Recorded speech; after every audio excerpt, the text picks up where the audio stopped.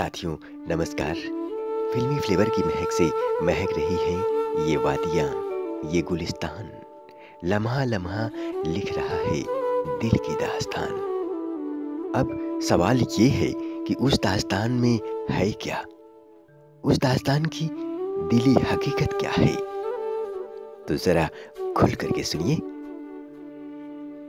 इतना तो जिंदगी में किसी की खलल पड़े, हंसने से हो सुकून न रोने से कल पड़े। जिस तरह हंस रहा हूँ पी पी के अश्के गम, यूं दूसरा हंसे तो कलेजा निकल पड़े। वाह, वाकई साथियों, सीने से कलेजा निकाल लेने वाली लाइनें हैं ही। अब सवाल ये है कि ये लाइनें हैं किसकी। तो जरा खुल करके सुनिए। ये लाइनें हैं जनाब अख्तर हुसैन रिजवी की। दिल की बेचैनी थोड़ी और बढ़ेगी कि आखिर ये अख्तर हुसैन रिजवी हैं कौन। तो साथियों सुनिए, ये हैं कलम के पुरोधा और गजलों के नज़्मों के बेताज बादशाह जनाब कैफी आज़मी साहब। तो साथियों आइए कैफी आज़मी साहब के बारे में गहराई से खुल करके जानें। कैफी आज़मी साहब का जन्म 14 जनवरी 1919 को मिज़वान गांव, जिला आजमगढ़, उत्तर प्रदेश में हुआ। गज़लें लिखने का शौक, नज़्में लिखने का शौक, शायरी लिखने का शौक दिल में इस कदर जगा कि दिल दीवाना हो उठा। कैफी साहब बहुत कम उम्र यानी 11 साल में ही गज़लों का शौक पाल लिए। ज़रा सोचिए, 11 साल की उम्र में क्या गज़लें लिखेंगे। न जिंदगी से परिचित, न दुनिया से वाकिफ, एक जमीनी हकीकत का पता होना ही चाहिए गज़लों को लिखने के लिए। मगर बचपन की ये चाहत तो जरा देखिए। इस बात का पता जब उनके अब्बूजान को लगा तो उनका दिल भी हैरत में पड़ गया। उन्होंने भी एक बार आजमाने के लिए एक गजल का मुखड़ा लिख करके दिया और उसे और पूरा करने के लिए कहा। तो कैफी साहब ने झट से वो गजल पूरी करके दिखला दिया, अपने को साबित कर दिया कि वो इसके लायक हैं। दिल की उम्मीदों को पंख लगा और अब खुले आसमान में उड़ने की लालसा जग गई। कैफी साहब दूर दूर तक शायरी करना शुरू कर दिए। इसी जुनून को लेकर कैफी साहब 1943 में मुंबई आए और यहाँ रहना शुरू कर दिया। यहीं रहते हुए उन्होंने उर्दू मोहल्ला का संपादन किया। कलम में उफान था, जिंदगी में तूफान और दिल नौजवान। ऐसे में ही उनका संपर्क हुआ शौकत से। शौकत एक संपन्न परिवार से ताल्लुकात रखती थी। शौकत इनकी कलम की इतनी मुरीद हो गई थी कि इनसे दोस्ती हो गई और यही दोस्ती आगे चल करके जिंदगी बन गई। दोनों एक जीवन सूत्र में बंध करके जिंदगी की गाड़ी को आगे बढ़ाने का निर्णय लिया, फैसला किया।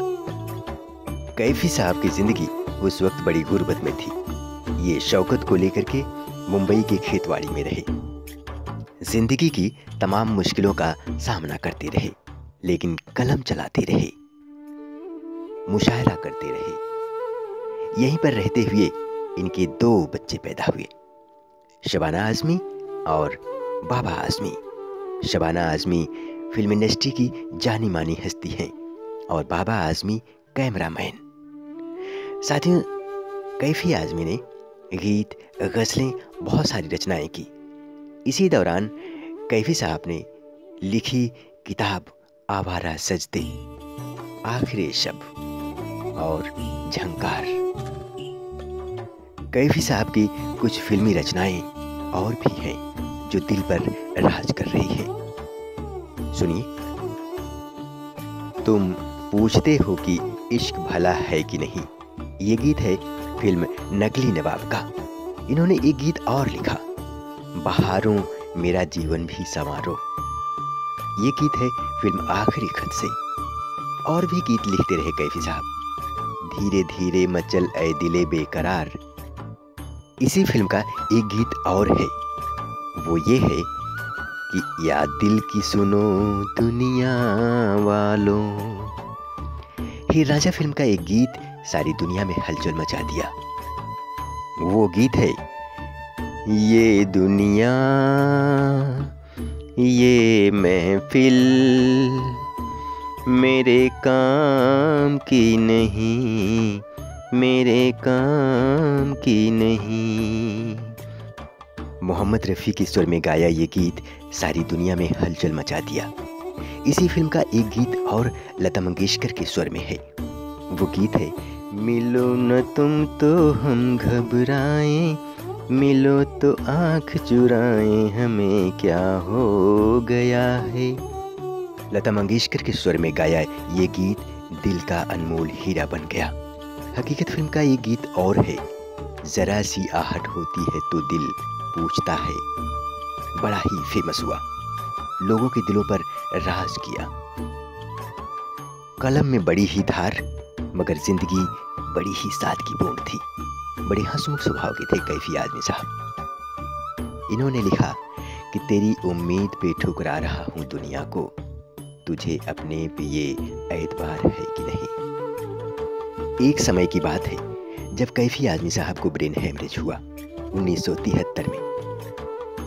तब उन्होंने जिंदगी का फलसफा सीखा, जीवन दर्शन हुआ कि जिंदगी में कुछ है नहीं, अगर कुछ है तो औरों को सुख देने में है, इसके सिवाय कुछ भी नहीं। क्योंकि दिल कहता है कि आदमी ना हुआ आदमी के लिए, जिंदगी छोड़ दी बंदगी के लिए। सचमुच में कैफी साहब ने सबके लिए, दुनिया के लिए अपनी जिंदगी फना कर दिए और कहा कि जीना है तो बस औरों के लिए, दुनिया की खुशी के लिए। कैफी साहब पोस्ट ऑफिस और अस्पताल भी खुलवाए। कैफी साहब के जीवन कार्यों से प्रभावित होकर भारत सरकार ने 1974 में देश का चौथा सर्वोच्च सम्मान पद्मश्री से सम्मानित किया। कैफी आजमी साहब कई फिल्म फेयर पुरस्कार भी जीते। इनके कार्यों से प्रभावित होकर उत्तर प्रदेश सरकार ने सुल्तानपुर से फूलपुर तक की सड़क का नाम रखा है कैफी मार्ग, और एक ट्रेन भी चलती है आजमगढ़ से दिल्ली तक जिसका नाम है कैफियात। इससे लोग सफ़र करते रहेंगे। इस तरह कैफी आजमी साहब का जीवन एक अनमोल धरोहर की तरह है इस दुनिया के लिए, जिसे संजोकर दिल में रखेगी दुनिया मुद्दतों तक।